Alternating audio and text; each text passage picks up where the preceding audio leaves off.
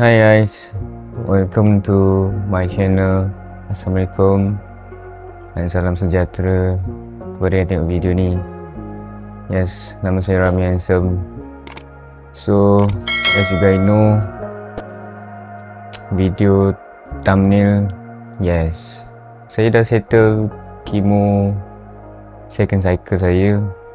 Saya dah settle second cycle saya. Kalau korang tak tengok lagi video yang pasal first cycle saya, korang boleh dah tengok. Dan bezakan antara video ni dengan video tu.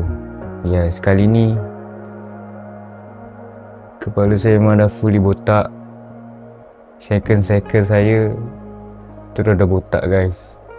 Video ni saya shoot pada tanggal berapa bulan hari ni? 25 Ogos. So, nak jadikan cerita, saya start second cycle saya pada 9 Ogos. So, saya start, actually sebenarnya saya dijadualkan untuk start saya punya second cycle saya 11 Ogos sampai 5 hari lah seperti biasa. Saya punya saya punya regime saya, satu cycle saya 5 hari. So, sebelum saya start cycle tu, doktor ada call saya datang lebih awal sebab bacaan dalam hati saya tak seberapa cantik. Bacaan tu naik dalam, rasanya dalam 100 lebih rasanya. Dia spike tinggi bacaan dalam hati, bacaan darah dalam hati. So saya kena datang 2 hari awal. So maknanya 11 Ogos saya kena datang 9 Ogos. So saya datang 9 Ogos tu hanyalah masuk air 2 hari tanpa henti. Air yang drip masuk tu just masuk je selama 2 hari.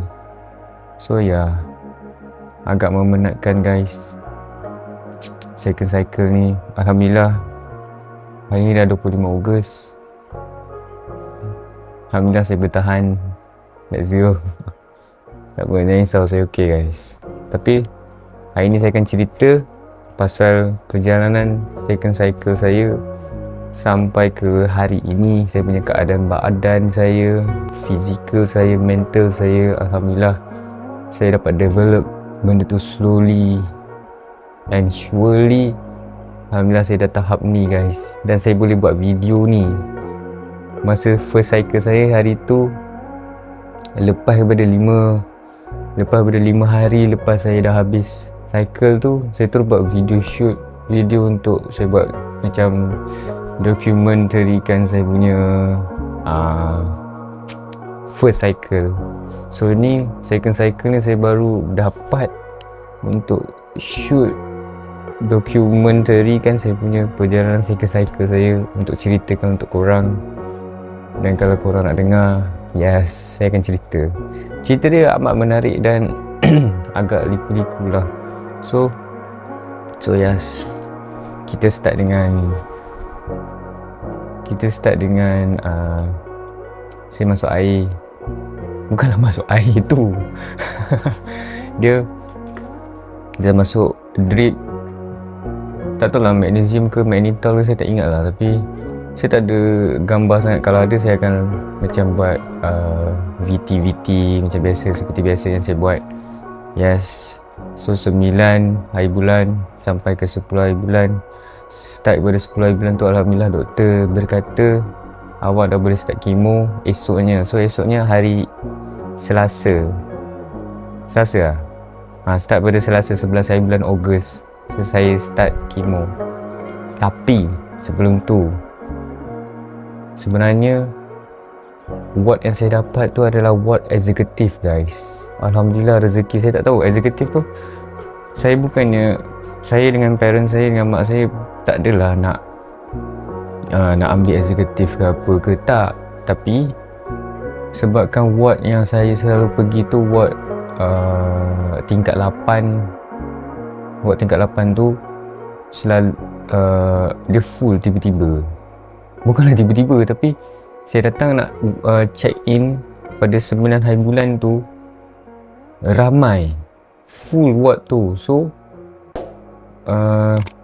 yang registration tu kata tak apalah puan, kita bagi ward eksekutif untuk Ahmad Arishimi. Bayaran dia bayaran ward biasa. Saya datang tu macam kenapa, rezeki ke ni? Macam wow, Alhamdulillah. So saya first time dalam life saya dapat ward yang cantik. Bukanlah cantik, what we call that, seorang. Saya tak pernah, selalu saya masuk ward memang ward ramai-ramai. Nak jadikan cerita macam ward swasta lah lebih kurang kan. So datang, masuk ward tu pun masuk memang kapet je. Serius, masuk kapet je. Masuk ward tu memang satu katil je. Tapi sebenarnya bukanlah sorang-sorang. Saya rasa saya seorang sampai, tak ingatlah sampai hari apa. Adalah satu hari ketiga tu, saya rasa masa saya start kemo 2 hari tu, baru start kemo 2 hari, adalah satu patient masuk. So katil saya tu depan tu ada satu lagi katil. So katil tu memang untuk pesakit lain. So in case macam ada patient lain nak masuk, ward bawah masih full, so dia duduk depan saya. So memang ada. So dia berada tu, tak ingatlah berapa hari dia warded. Saya rasa macam dalam 3 hari kot dia ward. So selebihnya memang saya seorang dekat dalam ward tu. Tapi masih lagi bertemankan dengan ahli keluarga saya lah, parent saya dengan adik-beradik saya. So so kita go through dengan kemo saya lah. Masa start kemo hari first, Alhamdulillah jalan seperti lancar, tapi tak seberapa lancar. Saya seperti biasa yang saya pernah cakap kat korang, saya allergic dengan ubat. Saya allergic dengan ubat alergi Dexa tu. Saya allergic dengan Dexa tu guys. So tangan saya start merah-merah macam biasa, merah-merah bila start masuknya ubat tu dia just macam dia masuk insert shrink, dia masuk daripada through granula tu. So saya start naik gatal-gatal dekat dia bukanlah dekat vein, tapi dekat kulit saya. So dia start merah-merah kat kulit. So doktor terpaksa buat satu style yang, dan tambah ubat sikit untuk counter saya punya allergic tu. Lagi satu, saya kan ubat saya hari first dia akan masuk 3 jenis kemo, Pegli, Cisplatin dengan iForce. So hari pertama saya akan start dengan 3 kemo. So hari kedua 3 dan sampai ke-5 kemo saya akan masuk Pegli tak ada, Cisplatin dengan iForce sahaja. So hari first tu ada 3 jenis kemo, dan selebihnya air sahaja sampai esok pagi. Macam biasa saya dah pernah cerita dah dekat video first saya. So kalau korang nak tengok cerita yang selebihnya lebih detail, pergilah video first saya tu. Ni first time saya allergic dengan ubat kemo, nama dia Pegli. Pegli tu hanya masuk dekat saya hanya hari pertama saja. So Pegli tu saya allergic yang macam tak boleh nafas. Saya first time, saya rasa seumur hidup saya rasa macam tu. 10 minit pertama bila start 10 minit yang kedua, kiranya dah 20 minit benda tu, saya dah start rasa apa guys, saya dah start rasa dada saya macam dah start nak sempit. dada saya dah start rasa sempit. Saya dah rasa macam something. Saya terus tekan bell. Masa saya tekan bell tu, nurse datang. Saya dah buat macam ni dah. Masa tu memang saya rasa macam bila saya nak tarik nafas, dia macam dah terus block. Kepala saya dah terus merah. Saya rasa pressure kat kepala saya merah. Saya masa tu dah memang ingat mati dah. Sumpah lillahi ta'ala, sumpah wallahi, itu first time saya tak pernah rasa seperti tu. Tapi nurse datang tu, dia terus tekan bell emergency. Terus semua nurse datang kat saya. Memang ramai gila nurse datang kat saya. Diorang terus shut down saya punya kemo tu. Lepas tu diorang terus tunggu apa doktor akan buat. Tapi saya rasa tu memang keadaan masa tu saya tak tahu apa dah. Saya nak panik tapi alhamdulillah saya berjaya tak panik. Nak tahu saya buat apa? Adik saya ada kat sebelah kanan saya. Saya cakap kat adik saya, Dania, minta tangan. Saya pun pegang tangan dia. Saya pun tarik nafas. Macam tarik nafas yang saya tak boleh nak nafas, tapi saya nafas juga. Macam saya tarik nafas, Saya try nafas juga walaupun tengah sempit tu. Saya cuba. Selalu kalau macam keadaan macam tu, orang terus panik kan. Saya terus tak panik. Saya terus tarik nafas sedalam-dalamnya. Saya hembus slow. Kalau korang tengok Spiderman yang Jean Grey nafaskan untuk Peter Parker, macam tu lah saya buat. Jean Grey buat kat Peter Parker. So saya nafas macam tu. Saya tak pernah rasa macam tu seumur hidup saya. Saya rasa entahlah, masa tu tak tahulah, saya tak tahu rasa apa. Tapi yes, so itulah masa first day. Masa second day pun still sama, gatal-gatal deksa. Tapi masa start hari kedua tu, saya dah baik, macam mana saya cakap beranula tu asyik bertukar-tukar tangan. Daripada tangan ni, sini, ini, semualah tempat. Memang naik merah-merah tu sentiasa ada bila start macam allergic tu start datang. Saya ada satu gambar kot. Nanti saya tunjuk gambar yang merah dekat dia merah dekat vein saya. Memang nampak merah vein saya. Tu memang allergic. So so itu pengalaman saya. Bukanlah pengalaman, situasi yang terjadi masa second cycle. So for you guys information, saya akan start third cycle saya InsyaAllah 1 hari bulan 9. So doakanlah saya guys untuk third cycle punya journey. Second cycle ni punya journey pun dah, dia punya rasa dia lain sikit. Cerita saya macam lebih kurang sama je dengan first cycle saya. So saya balik tu, balik lupa beritahu korang. Saya balik dalam saya tengok ni kat kalender saya 16. So kira hari Ahad. Saya discharge hari Ahad. So saya masuk ward hari Ahad. 9 hari bulan tu hari Ahad. Saya keluar discharge hospital 16. So hari Ahad. So seminggu saya dalam hospital. So keadaan selepas hospital, perjalanannya lebih berbeza kot. Dia more kepada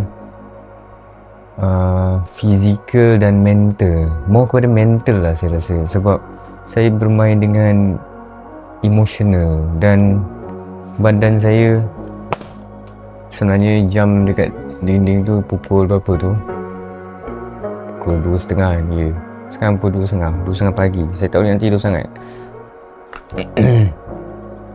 So saya dah start 17 hari bulan dah start kat rumah. So dia more kepada mental saya bermain dengan, saya bertarung dengan mental saya sendiri. Fizikal saya bertarung, saya mau berpenat.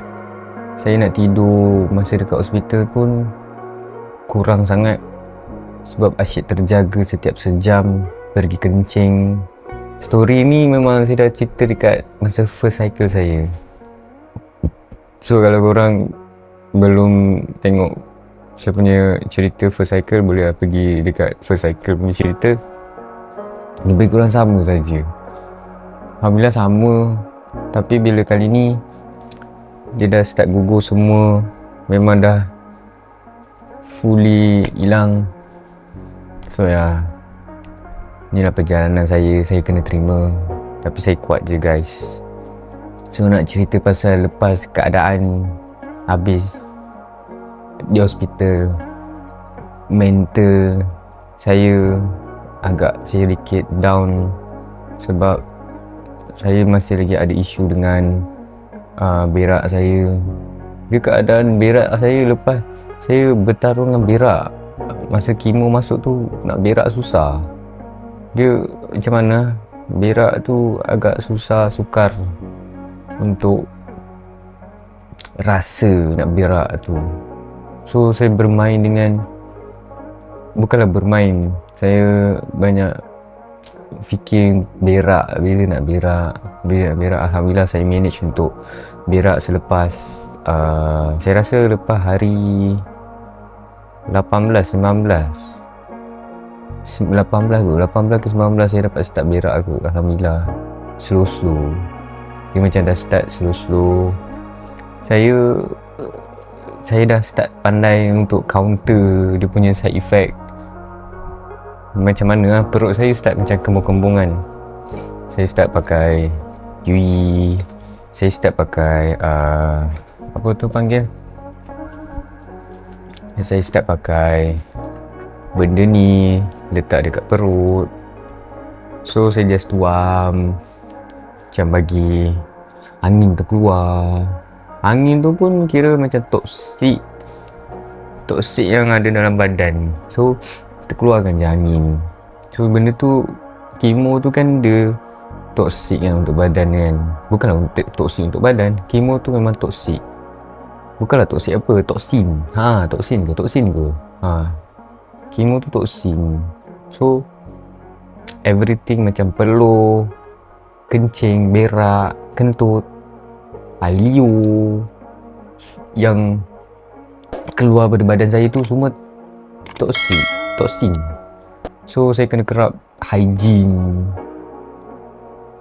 Tangan saya kena setiap, saya berpeluh boleh, lepas peluh tu mandi. So pattern dia lebih kurang macam tu. So saya banyak bertarung dengan mental saya lah untuk saya sampai tahap ni. So saya dapat manage untuk, kali ni lambat sikit lah saya nak update